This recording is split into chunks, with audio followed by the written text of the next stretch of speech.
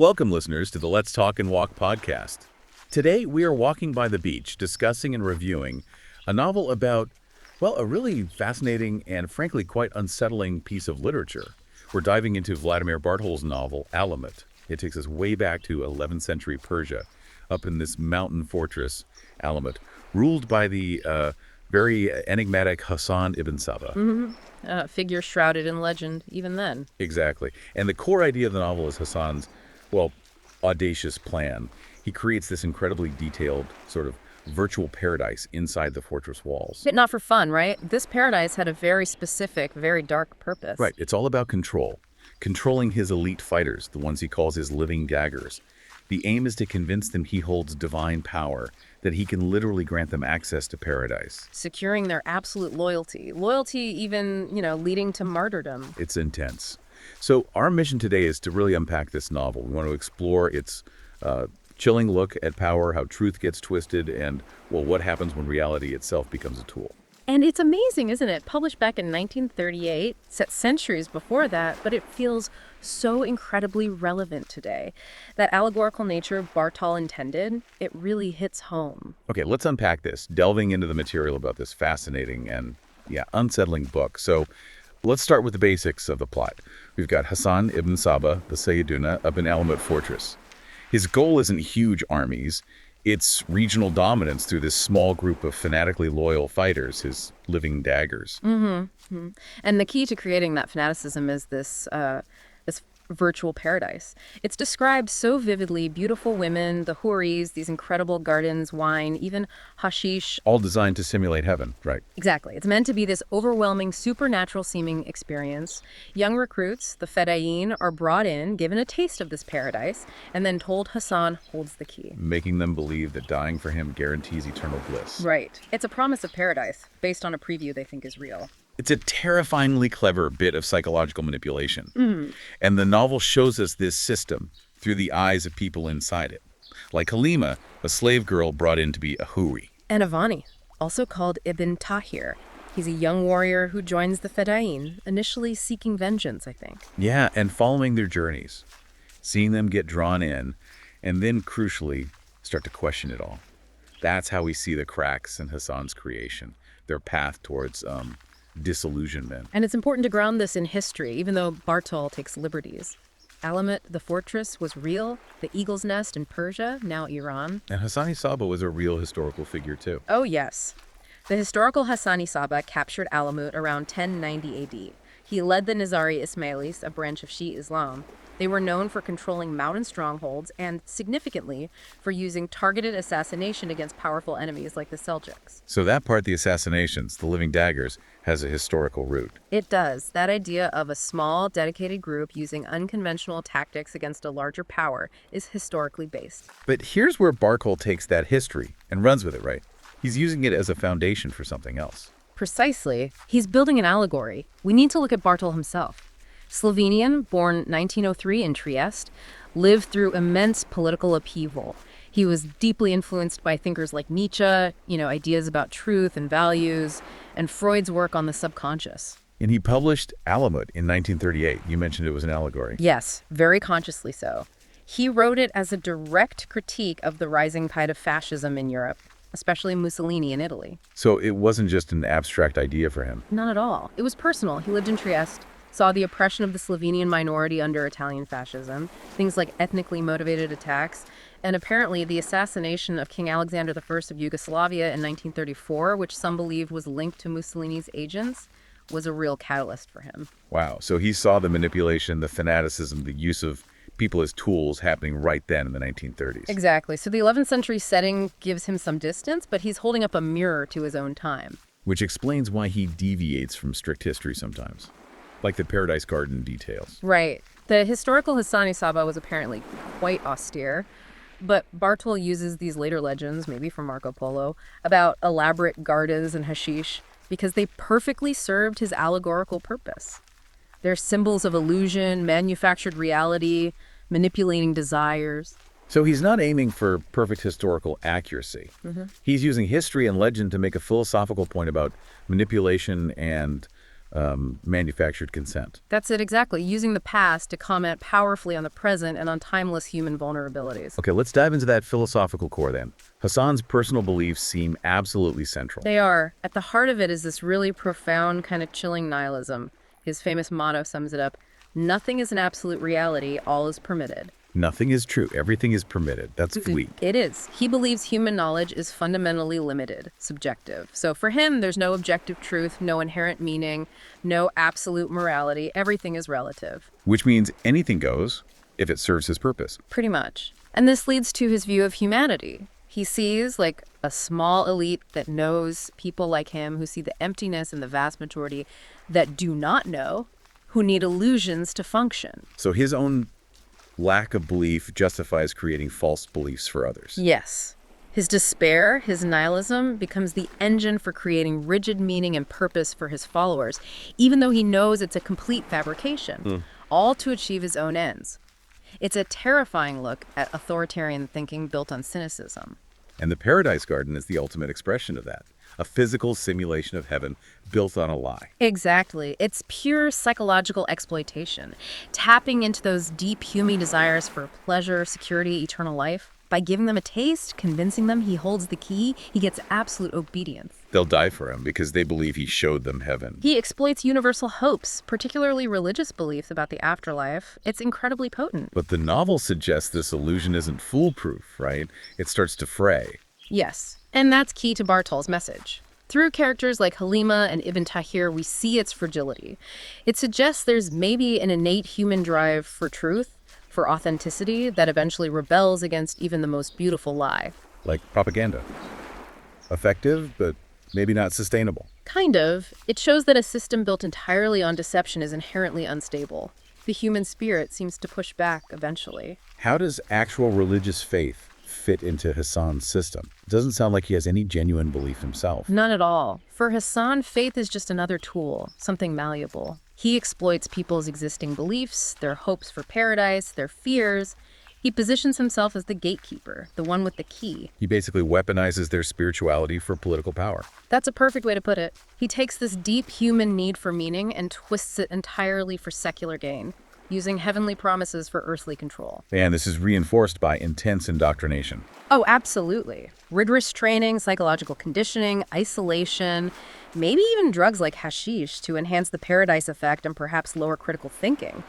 The whole system is designed to erase individuality and create these unquestioning tools, the living daggers. That tension really comes through the individual versus the system that wants to make them a pawn. It's central. And the fact that characters do struggle, question, and become disillusioned shows that the desire for truth and autonomy persists, even under immense pressure.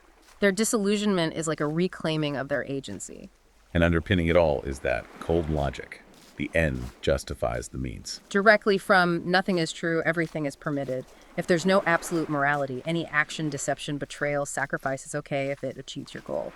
The paradise, the feda'in, treated as expendable, it all flows from that. But the novel itself critiques this, doesn't it? Implicitly, yes. Very strongly. Through the human cost, the suffering and disillusionment of the characters. And crucially, through Hassan himself. Despite his power, he's shown as deeply unhappy, isolated, alone in the universe with his terrible secret. So the message is that building a world on lies ultimately isolates and empties even the architect. It seems so. It suggests that denying truth and genuine connection leads to a profound emptiness, a self-made prison. Let's look closer at how the main characters embody these ideas. Hassan, obviously, is the architect. Right. His motives are layered power, yes, maybe fear, a distorted sense of liberating Persia. But his method is manipulation, fueled by that nihilistic philosophy. He's hyper-rational, denies emotion, relies on intellect and deception. The paradise, the daggers, the psychological warfare. Exactly. But his tragedy is that his own nihilism forces him to impose this rigid, false dogma, which ultimately cuts him off from everyone. Then there's Avani, or Ibn Tahir. His journey seems key. He represents the path in and, crucially, the path out. He arrives zealous, ready to serve, becomes a top fidai, but then comes that shattering moment. After the assassination. Yes. It's the dying victim, Nizam al-Mulk, who supposedly reveals the truth about the paradise being a sham. And that just destroys Ibn Tahir's whole worldview. Everything he believed, risked his life for, turns out to be a lie. leading him to confront Hassan. Right. And Hassan's response is fascinating. Instead of just killing him, he shares his own nihilistic motto, nothing is true, essentially telling him the bleak truth behind the system. And lets him go. Lets him leave Alamut. But it's not freedom into sunshine. It's freedom into a world stripped of certainty. He has to find his own meaning now, outside the lie. It's that classic arc of breaking free from indoctrination, but the path forward is hard. And Halima offers a perspective from inside the paradise itself. Her story is heartbreaking. As a Huri, she lives the illusion, but she sees the brutality underneath, and crucially, she develops real human feelings. She falls in love with a Fedai Suleiman. Which clashes with the whole system. Completely. She realizes genuine connection is impossible in Hassan's artificial world. Her suicide is tragic, but it's also a powerful rejection of the lie, a kind of martyrdom for authentic human experience, not for Hassan's cause. It highlights the immense emotional cost. We also heard mention of a character named Ibrahim. You know, the material we looked at doesn't really detail a separate character named Ibrahim with a distinct arc like Avani or Halima. The focus seems to be more on those two individual journeys and then the collective experience of the Fedayeen. Ah, okay. So the Fedayeen themselves, as a group, represent something important. Exactly. They represent the process of dehumanization, how individual young men are systematically stripped of identity and turned into interchangeable tools, living daggers, their lives expendable. That collective portrayal is a huge part of the novel's warning. Let's touch briefly on Bartol's writing style. How does he pull this off? It's a real blend, historical fiction, philosophy, allegory. He uses what's called polyphony, shifting viewpoints between Hassan, Halima, Ibn Tahir. So you see the same events from different angles. Precisely. It gives you this multi-layered understanding of the system and its impact. It makes the novel feel less like a lecture and more like an exploration, showing the dangers of blindly following leaders or ideologies. And the symbolism is strong. Very. The Paradise Garden is the big one: illusion, manufactured happiness, controlling desire, the daggers, the Fedayeen as instruments, blind obedience. And that idea of the key to Paradise, Hassan's ultimate tool of control through manipulating belief. How's the pacing? Is it a quick read? It seems to have adventure, intrigue, even romance, but it's also described as sometimes long-winded, so maybe not a constant thrill ride. More of a steady pace. Yeah, steady, allowing for reflection on the heavy philosophical stuff alongside the plot. So maybe some parts require patience, but the depth makes the high points worth the waits, as one source put it. Okay, so bringing it all together. Why is this 1938 novel still relevant? What's the takeaway for us today? Its core themes are just timeless, unfortunately. The manipulation of truth, conscious deception for power, the critique of rigid ideologies. These things haven't gone away. It started as an allegory for fascism, but its insights apply more broadly. Absolutely. Totalitarian control, propaganda, manufacturing consent. These are perennial issues. The novel feels eerily prescient sometimes. How so? Well, think about how Hassan uses religious fervor for political ends, exploiting desires, gullibility, promising paradise for loyalty. You can see parallels with how some modern extremist groups recruit, right?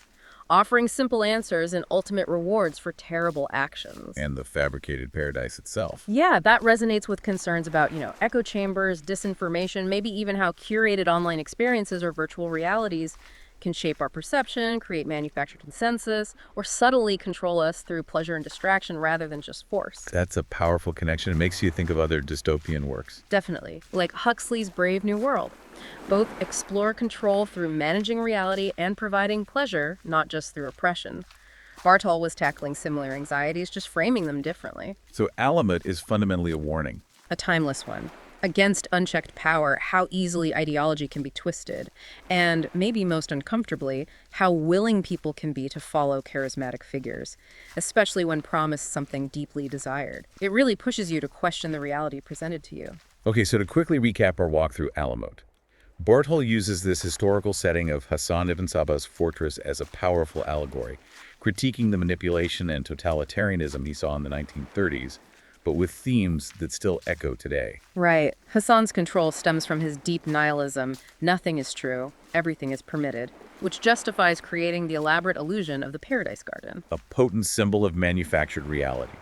And the novel vividly shows the human cost through characters like Ibn Tahir, who breaks free from the indoctrination. And Halima, whose tragic end highlights the impossibility of real human connection within such a system built on lies. It's definitely, as you said, a heavy read, exploring dark themes, but incredibly meaningful. Challenges our ideas about truth, power, belief. It forces you to think about how easily reality can be shaped and the importance of critical thinking.